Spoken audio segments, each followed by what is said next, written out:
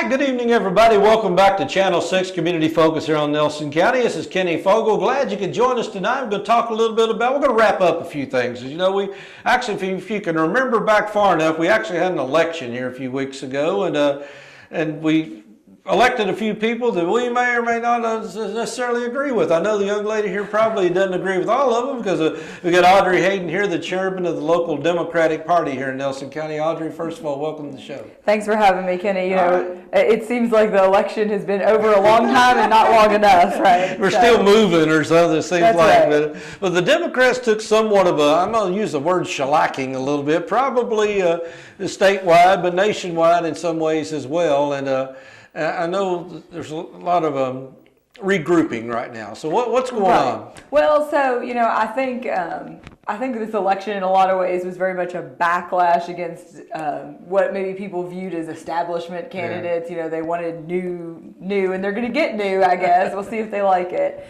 So we've got some sort of things in the works, I think, for the Democratic Party here locally.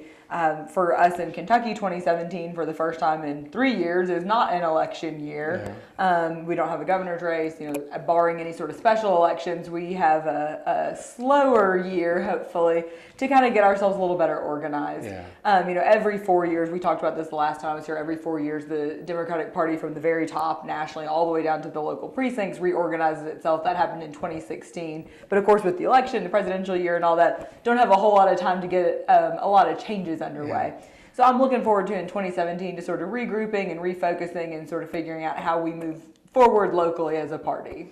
Well, you know, the Republicans got an overwhelming majority in the state house this year, which is a lot of people predict there's going to be some major changes come up January when they go in, whether it's right to work or whether it's going to be on other issues that they've been talking about, charter schools, things of that nature. What do you see is going to happen? You know, I mean, I think that without any checks and balances and controlling, you know, both houses, both the Senate and the House in Kentucky and the governor's mansion, they will be able to enact everything that they have wanted to enact, I guess. We'll see how people like it. You know, of course, they've said that their priorities were charter schools, right to work, tort reform, I think, were sort of the three that I recall off the top of my head. So once they pass those, I guess we'll see what else they have to work on. You know, I think campaigning is a whole lot easier than governing.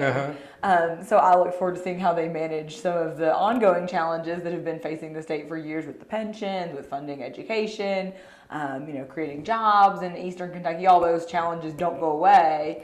So, you know, I welcome them to the table with solutions. Well, I guess that's the question, too, in a lot of ways, is why I don't understand if people are paying attention to the issues, tort reform.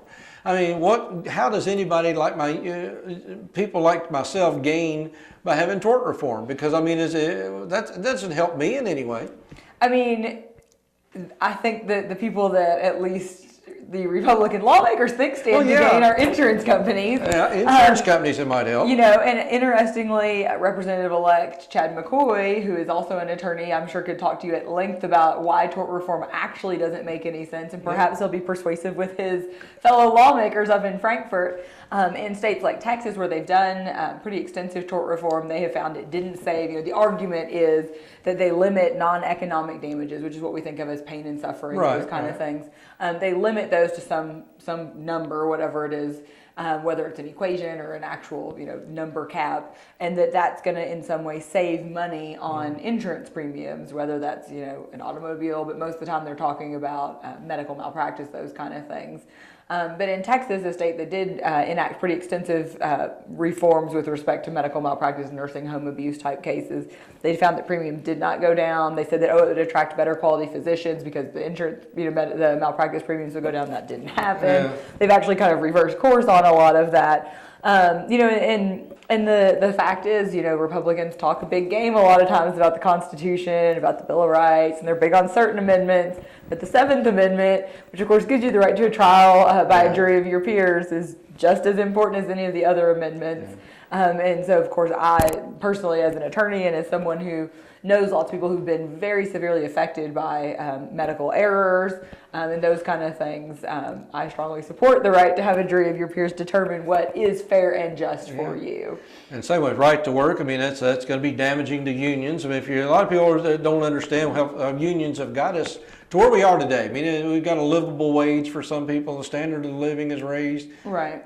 Well, so a lot of people don't understand that the reason why starting wages at places like Flowers here in Bardstown or Trim Masters or any of those places, they're non-union facilities, but the reason their wages are higher is because they're competing to hire quality workers, with other places that are union, like American Green Eggs and American Fuji Seal, the distilleries here, so those good jobs with higher wages and better benefits, what a rising tide lifts all ships. That's sort of the situation is, the better employers and the better union strength you have locally sort of lifts all employees, whether or not they're in a union facility. And unions have continued to advocate for things. In my practice, my area of practice in the law is workers' compensation claims. Frequently the unions, through their legal counsel, will intervene on cases that are on appeal that deal with certain issues, worker safety, those kind of things. They're looking out for people whether or not they're union members or not. Yeah. Well, the local Democratic Party suffers in one serious way is because we're tied in, obviously, with the national. I mean, Hillary Clinton wasn't a very popular candidate in Kentucky, and Donald Trump did really well. I'm sure that had a large role to play in because a few weeks before the election, people were thinking the Democrats were going to hold the House, and then all of a sudden the sweep just come in the last couple of weeks. I sort of think, I see the 2016 election as very sort of parallel to our governor's election here in 2015, where we had Jack Conway, who was a longtime faithful public servant, distinguished record in government service, very smart, very educated, very knowledgeable, put forward quite a few policy initiatives on what he would do if he were elected governor. And of course, Matt Bevin, political outsider, never served in office, anti-establishment, wasn't even really expected to win the primary in a lot of ways, right? Squeaked through the primary for the Republicans, and the polling all sort of showed, that Jack was going to win. And then, of course, on election night, that was not the case. And I sort of see a lot of parallels between, Hillary Clinton, longtime public servant, served in elected office, and Donald Trump, as far as, the sort of parallels between him and Matt Bevin. So I don't know what that tells us about polling. I don't know what that tells us about any of that kind of thing. We are in for changes, I guess, whether or not those changes sort of actually amount. Well, people are hurting, like the war on coal, as people call it. I mean, basically, it's never been really a war on coal. It's been a war between coal and natural gas is winning. Right. Well, and of course, you see Senator McConnell, who all along has blamed Obama for the coal problems. Then he comes out and says, well, who knows if we can do anything about the coal jobs now anyway. And that's the problem is, and that's fine. It's easy for us to say, well, natural gas is cheaper, so of course they're gonna move away from coal production. But when you look at some of these economically devastated communities in eastern Kentucky, they need a solution. And so I certainly hope that the Republicans, in Frankfort, are going to have some kind of an answer for those communities who truly are in need. Okay, well, going from here. I mean, obviously, statewide. I mean, what's going on with the statewide Democratic Party? Is everything going to change, or? Well, I know in 2015 we sort of saw a debate, even sort of in the media, between certain factions of the party who said, we need to be more critical of the National Party. We need to be more distancing ourselves from Obama and that. And those who said, no, we need to run as more, be Democrats and be proud of our who we are and what we stand for. And I think that that debate sort of still exists. I think that all politics is local, and so I think at the end of the day, people vote for who they like, and who they know, at least at the local level. So, I think we'll sort of have to see what we do going forward. I read a great editorial or column in the Courier Journal a couple weeks back, and I can't even think who it was by, but the gist of it was that Democrats need to run and they need to know they're going to lose, but they have to do it anyway. And I thought that it was a great point that he made that, there were 25 Republican seats that went unchallenged in this race, incumbents, or in this election. And he said, I'm not saying those 25 people who would have run against him would have won, but, voters in every single district deserve to have that debate and to have those issues put forward to them so that they can, and we owe it to voters statewide to show them that we value them enough to put those ideas out there and to have those debates for them in their communities and in their towns and their counties. So, I look forward to, moving forward and continuing to fight the good fight as Democrats. I think that we really need to focus, because obviously the message that resonates for me, and the reason I am a Democrat, the message that resonates for me obviously did not reach voters in this election, and how we can reach those voters and address the concerns that are important to them is what we'll have to, Well, I guess that's really my next question is there's a big difference between Democrats and Republicans. A lot of people think there's no difference, they're both the same, but there is a difference. Mm-hmm. And how to get that message to people, young people or whoever out there that's confused, how to get the message of what you're trying to say to them. Right. How do you do that? Well, and so, and that's the really interesting thing is I saw a lot of maps floating around when you looked at before the election, if only women voted, who would win, if only men voted, who would win, if only those under, I forget what, 45 or whatever the age was, who would win.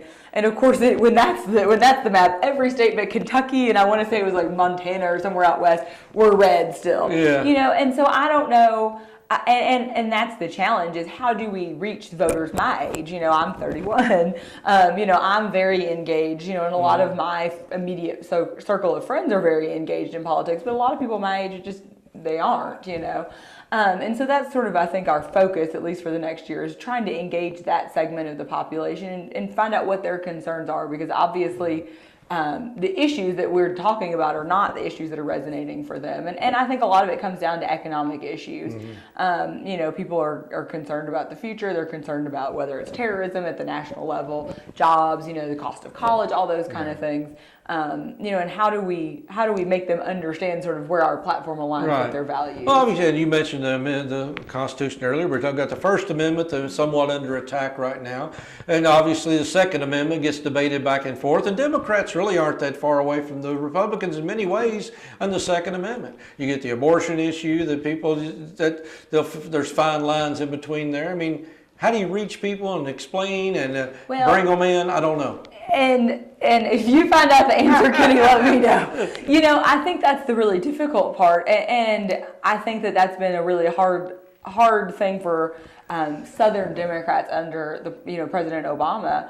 There's been he was going to take everybody's guns away, but I mean we still own guns in our house. Nobody's come yet, knock on wood, right? I know you could drive down not far from here, Kenny, over to the Kentucky Gun Company and buy whatever you need. They got plenty of ammunition. They're booming. Right? They probably, if Hillary won, they'd probably be selling. Oh yeah, they do. They'd be on a Hillary sale. Drop off shoot, in 2017 when Trump sworn in. But I think that. It, at the local level, right, Kentucky Democrats, tend to be in favor of, gun rights. Mm-hmm. Even at the national level, I saw one of the most powerful political ads I saw, I don't know if you saw, was he was a Democrat running for Senate in Missouri against Senator Blunt. And he's a decorated veteran of war, and he was being criticized he did not win, but he was a Democrat challenging the incumbent senator, and the ad was, it was black background, and he blindfolds himself and puts together, and I'm going to call it the wrong thing, an AR-15 maybe. That's close enough. And he puts it all together blindfolded, and he's talking the whole time and saying, I learned how to respect guns when I served in Iraq, as a Army Ranger or whatever it was, and I would call on Senator Blunt to be able to do this, but that's why I don't want these kind of weapons to be in the hands of terrorists, and so sort of spinning turning the table on that and saying, look, I am a Democrat. I know how to use guns. I know how to use guns safely. Yeah. I have done it defending this country, and I still have concerns about making sure that these weapons are not ending up in the wrong hands, kind of calling for smart control, right?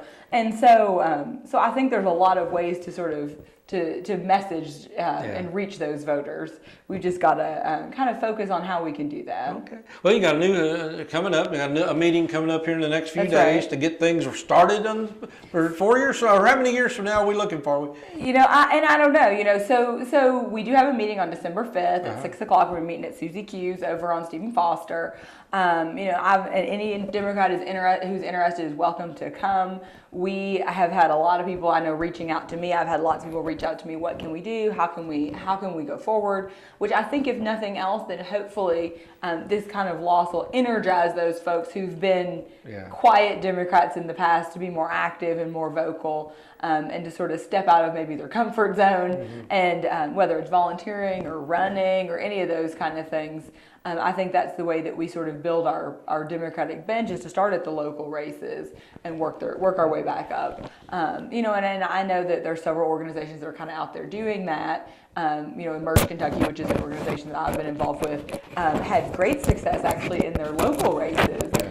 They had a young woman who's about my age, I think, elected mayor of Paducah. They had several new city council members there, in Lexington and other communities, school boards, those kind of things. So I think you kind of have to start there and sort of work your way up. Well, one of the things I've seen in my 40-some years of being in politics is the pendulum, as I always call it, is we're the Democrats are the outsiders now. So now, if you're going to be a revolutionary or going for the outsider, you have to vote for a Democrat. That's right. So I don't know if that's if it swings both ways or not, but it seems like that people are never actually satisfied with who's in office. They're always wanting the next person in office. Well, we'll see. Of course, the Republicans in Kentucky, they haven't, but of course in Washington, the Republicans, under President George W. Bush, there was a Democratic Congress, Republican Congress, Republican Senate. Right.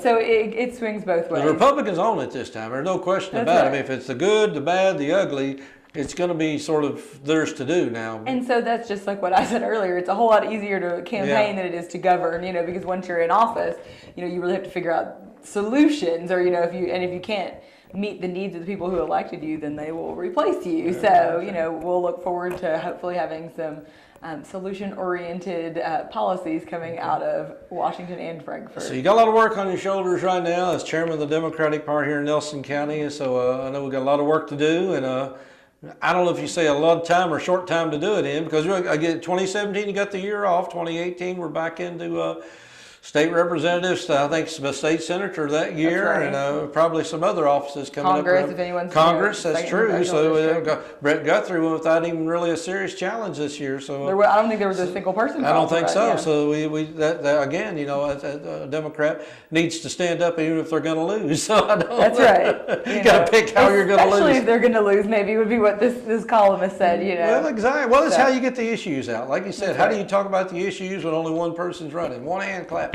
Right. That's exactly right. So. All right. Well, December 5th, Monday night at Susie Q's out on Maple Hill, West Stephen Foster, is going to be the start, 6 o'clock. Come out and get you something to eat. Otherwise, you have to buy your own meal, but get you something to eat. You might have a few hors d'oeuvres or something.